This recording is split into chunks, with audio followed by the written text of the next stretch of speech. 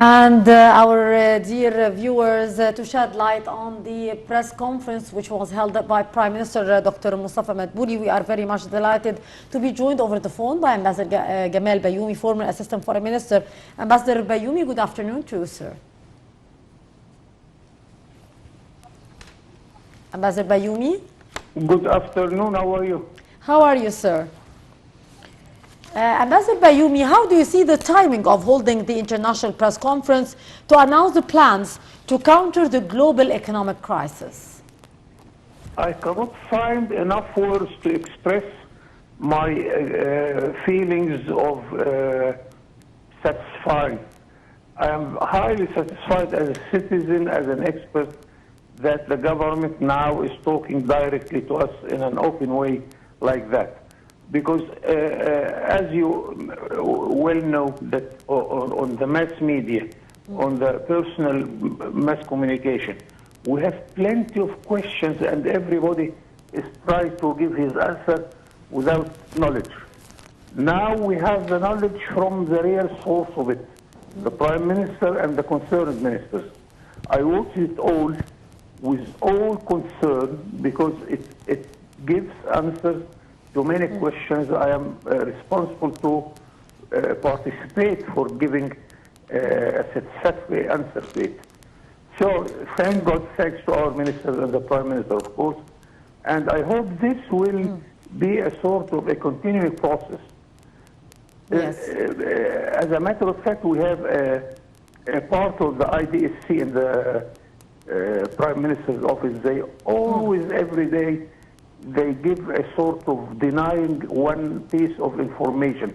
Yes. And I told my colleagues there, don't give us denial of information. Give us every day flood of information in order to make us, all of us, in good knowledge of what is going on in our country. Yes, indeed. Another point, and a final one, that now I am satisfied that our economy is in a very good hands.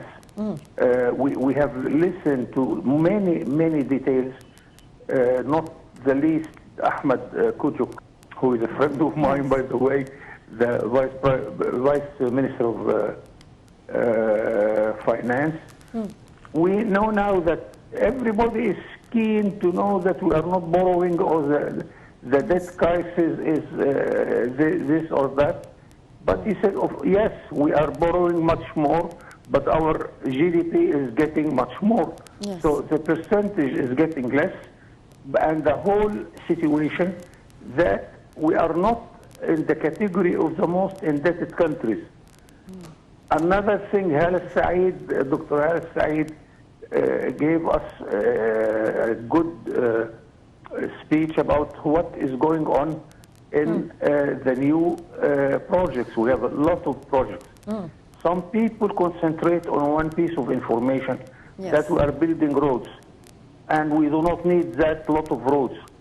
We are building roads, we are building agriculture, industry, services, name it. So in a meeting like that, so we have a full picture of information, and really I am so happy to watch it as a citizen, as a relatively responsible man who was asked to answer for many questions like that. Yes. Mr. Ambassador, how do you see here the priorities of the state in the current phase according to what was mentioned by Prime Minister Dr. Mustafa Madbouli in the press conference?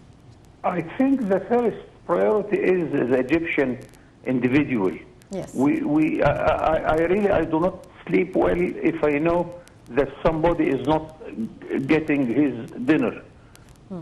I feel responsible as a citizen. And of course, if I am in the government, the responsibility is much more.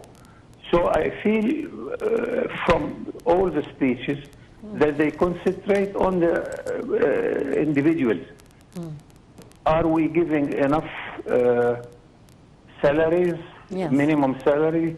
Halis Saeed talked about the minimum salary. The Prime Minister talked about to make available all the needs of the individual citizen. Yeah. And of course, we have a full picture about the huge projects which we are maintaining. Thank God that our economy proved that it is okay since we passed two exams. The first exam was economic impact of the coronavirus. Yes. The second is what is happening in the world now Yes. because of the war between Russia and Ukraine. And still we are standing on our feet, using electricity, exporting electricity, having a lot of production in many places, especially agriculture. Yes. The Minister of Supply told us that we are not in a hurry to import wheat because we have a lot of wheat. We are in the season to receive the local production. Yes. I don't want to take much of your time, but I feel that all the subjects which I am trying to follow are already covered. Yes. Also, the Prime Minister said, Mr. Ambassador, that the world is facing great economic hardships and that Egypt is no exception. How would you list here the economic hardships facing Egypt at the moment and how we can overcome these hardships?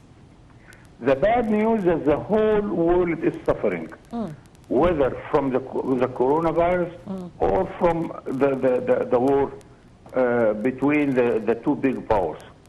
The good news that Egypt is one of very few countries is still growing positively.